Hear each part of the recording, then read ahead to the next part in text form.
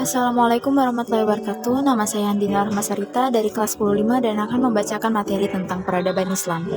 Di sini saya akan menjawab 7 poin tentang sejarah masuknya Islam ke Indonesia. Poin pertama yaitu menjelaskan tentang kondisi masyarakat Indonesia sebelum kedatangan Islam di Indonesia. Kondisi masyarakat Indonesia sebelum kedatangan Islam di Indonesia adalah masyarakat Indonesia masih mayoritas menganut agama Hindu-Buddha, serta mereka banyak menganut kepercayaan animisme dan dinamisme, yaitu mempercayai leluhur dan mempercayai benda-benda yang mereka anggap sakti. Masyarakat Indonesia memiliki pemerintahan yang berupa kerajaan dan sistem politik yang berupa kasta. Agama Hindu-Buddha berkembang pada masa kerajaan Majapahit, ditandai dengan bangunan candi yang tersebar di beberapa wilayah dengan arca-arcanya, prasasti, dan kitab-kitab juga memberikan gambaran yang jelas terhadap potret keagamaan pada saat itu. Yang kedua, periode Hindu-Buddha hadir abad berapa dan jelaskan. Berbicara tentang awal pengaruh Hindu-Buddha di Nusantara sejauh ini selalu dimulai pada sekitar abad ke-15 Masehi, yang ditandai oleh kehadiran kerajaan Kutai dan Tarumanagara di Nusantara, dan masih sedikit perhatian terhadap periode sebelum itu. Agama Hindu diyakini sebagai agama tertua di dunia, yang mana keberadaannya melebihi dari 4.000 tahun silam, dan ada sejak abad ke-15. Dalam sejarahnya, agama Hindu lahir dari perpaduan dua budaya yakni Arya dan Dravida. Agama ini bermula dari masuknya bangsa Arya ke India pada kisaran tahun 1500 sebelum Masehi. Masa Hindu-Buddha berlangsung selama kurang lebih 12 abad, dengan pembabakan yang terbagi menjadi 3, yaitu periode pertumbuhan, perkembangan, dan keruntuhan. 3. Ceritakan sejarah penyebaran Islam di Indonesia secara umum. Sejarah masuknya Islam awalnya dibawa oleh para pedagang Gujarat lalu diikuti oleh pedagang Arab dan Persia. Sambil berdagang, mereka menyebarkan agama Islam ke tempat mereka berlabuh di seluruh Indonesia. Banyak yang berspekulasi jika Islam masuk ke Indonesia di abad ke-7 atau 8, karena pada abad tersebut terdapat perkampungan Islam di sekitar Selat Malaka. Selain pedagang, ada juga dengan cara mendakwah, seperti penyebaran di Tanah Jawa yang dilakukan oleh para wali songo. Merekalah sang pendakwah dan sang ulama kedatangan Islam di berbagai daerah Indonesia tidaklah bersamaan. Demikian pula, kerajaan-kerajaan dan daerah-daerah yang didatanginya mempunyai situasi politik dan sosial yang berlainan. Proses masuknya Islam ke Indonesia memunculkan beberapa pendapat. Para tokoh yang mengemukakan pendapat itu diantaranya ada yang langsung mengetahui tentang masuk dan tersebarnya budaya serta ajaran agama Islam di Indonesia, ada pula yang melalui berbagai bentuk penelitian seperti yang dilakukan oleh orang-orang Barat atau Eropa yang datang ke Indonesia. Tokoh-tokoh itu diantaranya Marco Polo, Muhammad Gore, Ibnu Battuta, De Galvez, De Suquira, Sir Richard Western, yang menyebarkan Islam dengan cara pendekatan sosial budaya. Poin keempat adalah ulas kembali tentang 3 teori penyebaran Islam di Indonesia. Jadi, ada 3 teori yang menjelaskan tentang penyebaran Islam di Indonesia. Yang pertama adalah teori Gujarat. Pendapat tentang teori masuknya Islam ke Indonesia yang pertama datang dari teori Gujarat. Dalam teori ini diceritakan Islam masuk ke Nusantara pada abad ke-13 Masehi dari pedagang India Muslim.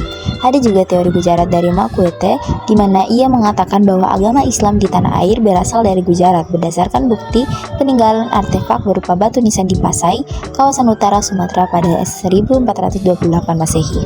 Teori kedua adalah teori Mekah. Teori ini pertama kali dicetuskan oleh Langka dalam Dies Natalis PTAIN ke-8 di Yogyakarta sebagai koreksi dari teori Gujarat. Dalam teori masuknya Islam ke Indonesia ini diterangkan bahwa Arab Saudi memang memeran peranan yang besar.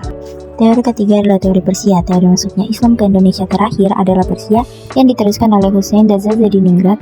Dijelaskan bahwa Islam masuk ke Indonesia dari Persia, sehingga di Gujarat pada abad ke-13. Hal ini terbukti dari kebudayaan Indonesia yang memiliki persamaan dengan Persia. Hal ini juga dipertegas oleh Morgan 1993, 139-140 bahwa masyarakat Islam di Indonesia sama dengan Persia. Terbukti peringatan 10 Muharram atau Asyura sebagai hari peringatan Syiah atas syahidnya Hussein. Peringatan ini berbentuk pembuatan bubur syura. Poin kelima, ada beberapa strategi penyebaran Islam di Indonesia. Terdapat 6 strategi dakwah yang digunakan untuk menyebarkan agama Islam di Indonesia, yakni perdagangan, pendidikan, perkawinan, kesenian, politik, dan juga pengobatan. 6 strategi itu digunakan oleh para penyebar agama Islam di Nusantara karena 6 strategi itu tidak ada unsur pemaksaan di dalamnya. Penjelasan dari 6 strategi yang digunakan untuk mendakwah agama Islam ada pada gambar yang saya tampilkan di video. Poin ke-6, jelaskan peran tokoh ulama dalam menyebarkan Islam di Indonesia.